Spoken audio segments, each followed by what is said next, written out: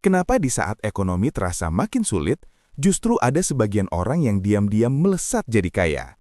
Kenapa ketika banyak orang takut memulai usaha karena takut gagal, ada yang berkali-kali jatuh tapi akhirnya membangun kerajaan bisnis raksasa?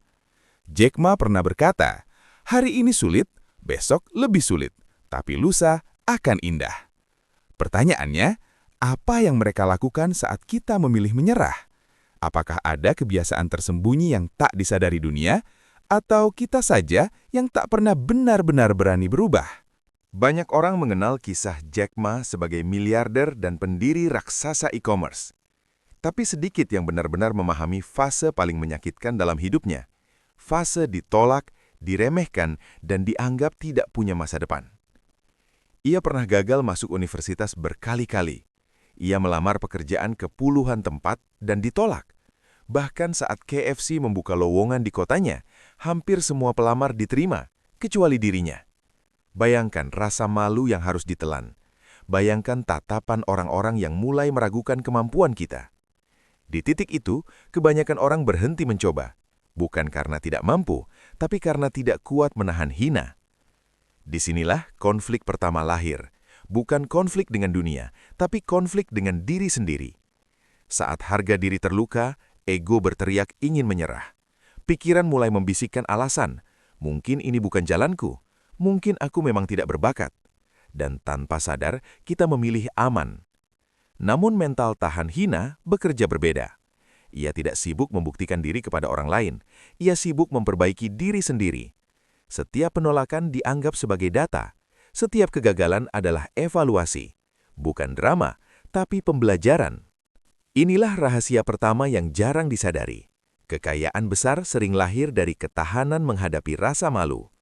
Orang yang ingin terlihat hebat akan menghindari kegagalan, tapi orang yang ingin benar-benar berhasil justru berani gagal berkali-kali. Mental seperti ini membentuk keberanian mengambil risiko.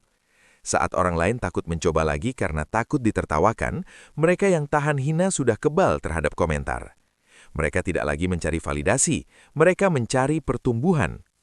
Dan menariknya, mental ini tidak tiba-tiba, ia dilatih. Dari kecil, banyak calon pengusaha dididik untuk tidak manja pada keadaan. Jatuh, bangkit. Rugi, evaluasi. Ditolak, cari pintu lain. Karena pada akhirnya, bukan kecerdasan yang paling menentukan keberhasilan usaha. Bukan juga koneksi awal atau modal besar. Tapi daya tahan saat dunia berkata, kamu tidak bisa. Di bab pertama ini kita belajar satu hal penting. Sebelum membangun bisnis, bangun dulu mental yang tidak rapuh oleh hinaan. Karena ketika mental sudah kuat, kegagalan bukan lagi ancaman, melainkan batu loncatan menuju level berikutnya. Jika di bab pertama kita bicara tentang tahan hina, maka di bab kedua kita masuk ke konflik yang lebih halus tapi mematikan, gengsi. Banyak usaha gagal bukan karena produknya buruk, tapi karena pemiliknya ingin terlihat sukses terlalu cepat. Baru dapat sedikit keuntungan, langsung upgrade gaya hidup. Baru omset naik, langsung cicil mobil. Media sosial penuh pencitraan, padahal arus kas masih rapuh. Disinilah perbedaan pola pikir terlihat jelas. Dalam banyak kisah pengusaha Tiongkok, prinsip dasarnya sederhana. Uang pertama bukan untuk dinikmati, tapi untuk diputar kembali. Keuntungan bukan hadiah, tapi bahan bakar. Mereka rela hidup sederhana jauh lebih lama demi memastikan bisnisnya kokoh. Jack Ma sendiri pernah hidup sangat sederhana di awal merintis. Fokusnya bukan pada kemewahan, tapi pada pertumbuhan. Ia memahami satu hal penting, bisnis itu seperti pohon. Kalau akarnya belum kuat, jangan berharap buahnya manis dan lebat. Konflik terbesar justru datang dari tekanan sosial. Lingkungan sering menilai kesuksesan dari simbol, rumah, kendaraan, pakaian, gaya hidup. Tanpa sadar, banyak orang membangun citra sebelum membangun fondasi. Padahal, para pebisnis besar berpikir terbalik. Mereka tidak bertanya, bagaimana caranya terlihat kaya? Mereka bertanya, bagaimana caranya aset saya bertambah? Perusahaan seperti Alibaba Group tidak tumbuh karena pamer kekuatan, tetapi karena reinvestasi yang konsisten. Setiap keuntungan dipakai untuk memperluas jaringan, memperkuat sistem, dan memperbesar skala. Inilah rahasia kedua, disiplin finansial yang tidak terlihat. menahan diri saat mampu membeli, memilih investasi saat bisa berfoya-foya, menyimpan saat orang lain menghamburkan. Plot kecil mulai terasa di sini. Kaya yang sesungguhnya seringkali tidak mencolok. Ia bekerja dalam diam. Ia tidak butuh pengakuan cepat, karena tujuan utamanya bukan tepuk tangan, tapi keberlanjutan. Dan inilah twist yang sering tak disadari. Banyak orang miskin bukan karena kurang penghasilan, tapi karena salah prioritas. Sementara banyak orang kaya membangun kekayaan bukan dengan gaji besar, tapi dengan kebiasaan mengelola dan memutar uang secara disiplin. Bab ini mengajarkan satu pelajaran penting. Kalau ingin usaha bertumbuh, tahan dulu keinginan untuk terlihat berhasil. Bangun sistem, perkuat fondasi, dan biarkan hasil yang berbicara. Karena dalam dunia usaha, yang bertahan bukan yang paling glamor, tapi yang paling disiplin. Banyak orang berpikir bisnis besar lahir dari modal besar. Padahal, dalam kenyataannya, modal bisa habis dalam sekejap jika tidak ada kepercayaan. Disinilah rahasia ketiga bermain. Relasi lebih mahal daripada uang. Dalam budaya bisnis Tiongkok dikenal konsep guanxi, jaringan hubungan yang dibangun atas dasar kepercayaan dan timbal balik jangka panjang. Ini bukan sekedar kenalan atau tukar kartu nama. Ini soal reputasi. Sekali kepercayaan rusak, pintu-pintu bisa tertutup selamanya. Ketika Jack Ma merintis Alibaba Group, ia tidak punya modal raksasa seperti perusahaan besar lain. Yang ia punya adalah keyakinan dan kemampuan meyakinkan para pelaku usaha kecil bahwa platform itu akan membantu mereka berkembang. Banyak yang ragu, banyak yang menertawakan ide menjual barang lewat internet. Tapi sedikit demi sedikit, kepercayaan itu tumbuh. Konfliknya muncul di sini. Membangun relasi itu lambat dan seringkali tidak langsung menghasilkan uang. Kita harus membantu dulu sebelum dibantu. Kita harus memberi nilai sebelum menerima keuntungan. Di era serba cepat, ini terasa melelahkan. Banyak pebisnis pemula ingin transaksi instan. Hari ini kenal, besok harus untung. Padahal bisnis sejati dibangun dari hubungan yang dipelihara bertahun-tahun, dari komitmen yang ditepati, janji yang dijaga, dan sikap profesional yang konsisten. Kepercayaan itu seperti tabungan tak terlihat. Semakin sering kita jujur, tepat waktu dan bertanggung jawab, semakin besar saldo reputasi kita. Dan saat krisis datang, saldo itulah yang menyelamatkan usaha. Ada satu hal menarik.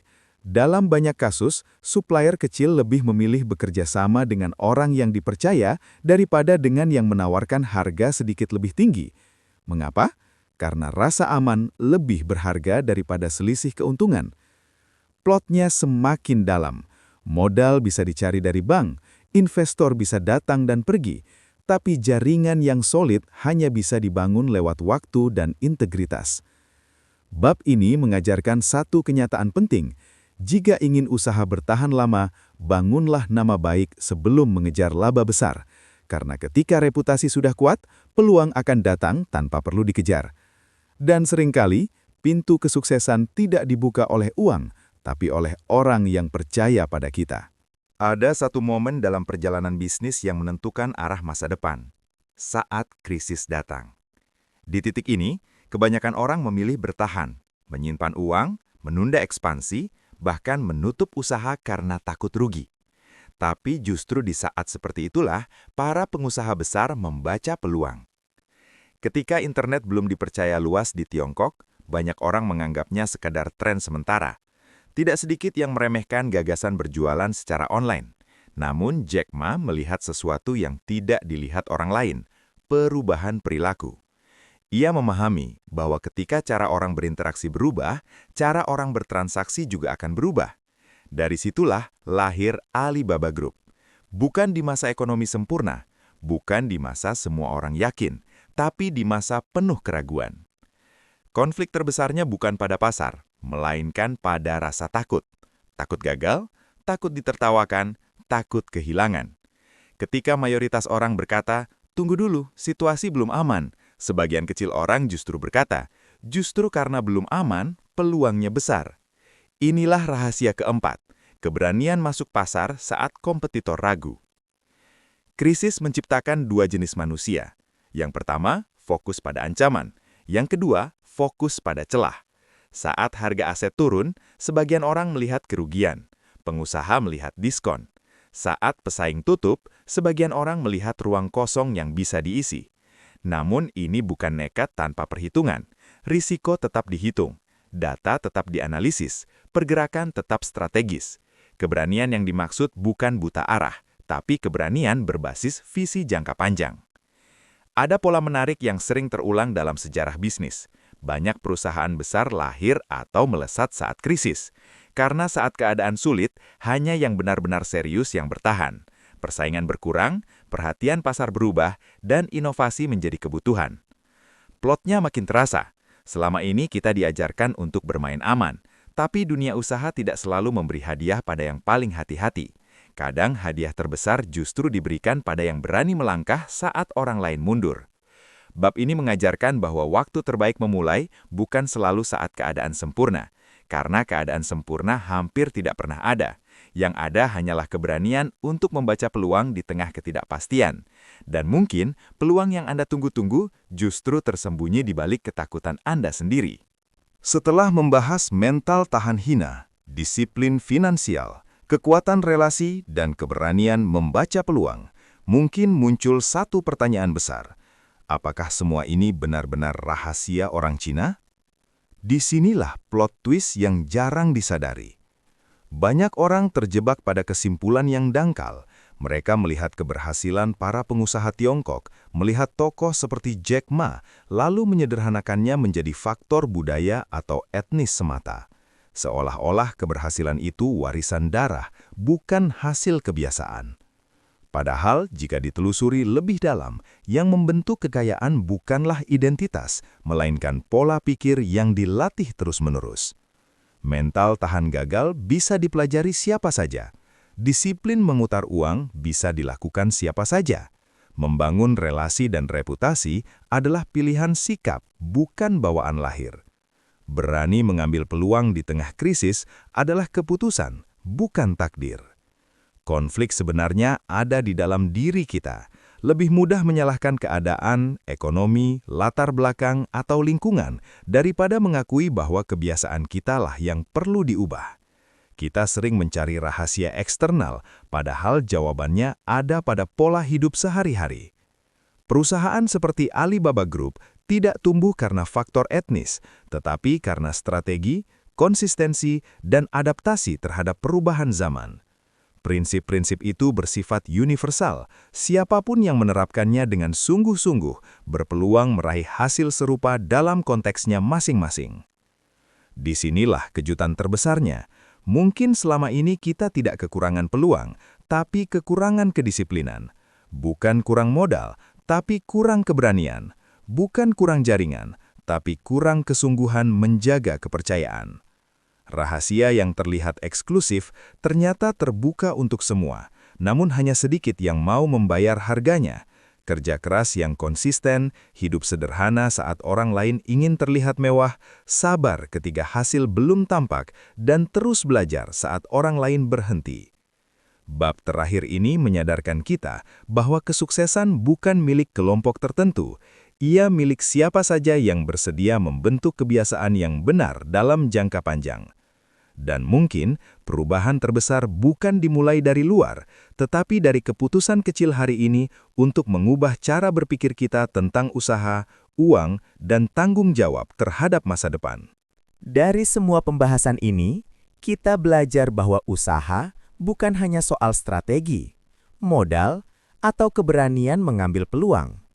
Semua itu penting, tetapi ada fondasi yang jauh lebih kuat dari sekedar kerja keras, yaitu keimanan dan ketergantungan kita kepada Allah Subhanahu wa Ta'ala. Kita boleh merencanakan dengan sangat matang. Kita boleh berjuang tanpa mengenal lelah. Namun pada akhirnya, hasil tetap berada dalam kuasanya. Rezeki tidak pernah tertukar, tidak akan terlambat, dan tidak akan salah alamat. Tugas kita adalah berikhtiar dengan sungguh-sungguh, menjaga kejujuran, menjauhi kecurangan, dan memastikan usaha yang kita bangun tetap berada di jalan yang halal dan diridhoi. Jangan sampai ambisi membuat kita lupa arah. Jangan sampai keinginan menjadi kaya membuat kita jauh dari doa. Karena keberkahan jauh lebih bernilai daripada sekedar angka di rekening. Jika video ini memberi manfaat dan membuka sudut pandang baru, jangan lupa untuk tekan tombol like dan subscribe agar semakin banyak orang yang mendapatkan inspirasi dan semangat untuk bangkit. Terima kasih sudah menyimak sampai akhir. Semoga Allah mudahkan setiap langkah usaha kita. Sampai jumpa di video berikutnya.